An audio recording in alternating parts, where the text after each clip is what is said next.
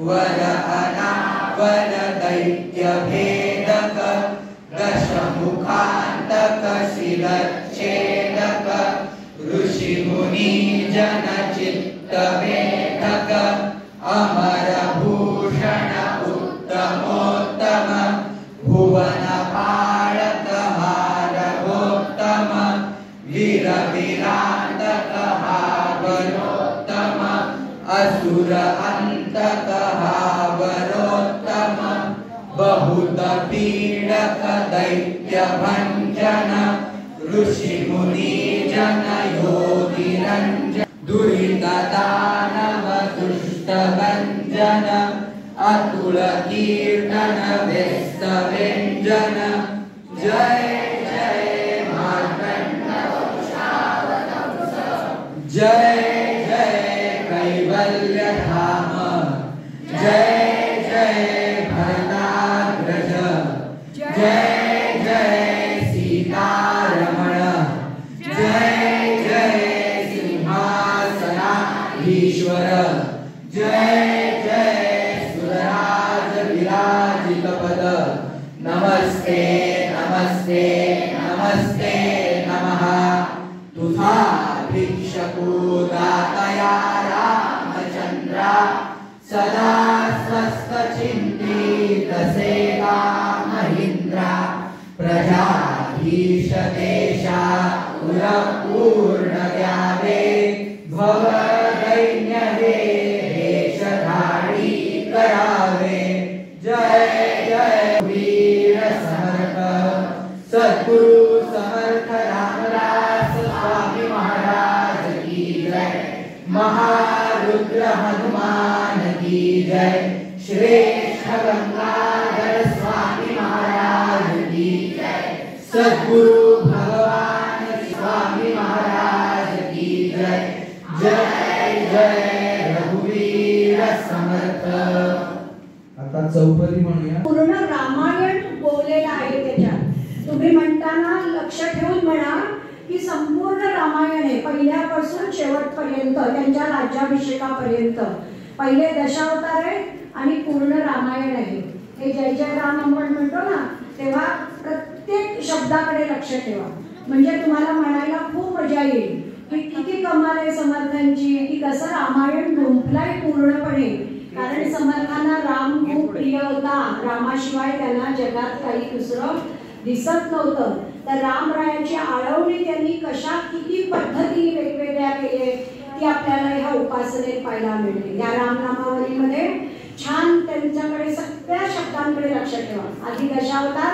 आणि मग पूर्ण रामायण आहे असं बघून रामाचा जय जयकार त्यांनी केलेला आहे। विशेषण आहेत रामाची सगळी छान दिसली पाहिजे म्हणून मी या काकाला सांगितलं इकडे ये आणि या मुलांकडे फिरव व्हिडिओ तुम्हाला बघा जय जय राम सगुण रूप जय जय राम मत्स्य रूप जय जय राम कूर्म रूप जय जय राम वराह रूप जय जय राम नरहरि रूप जय जय राम वामन रूप जय जय राम भार्गव रूप जय जय राम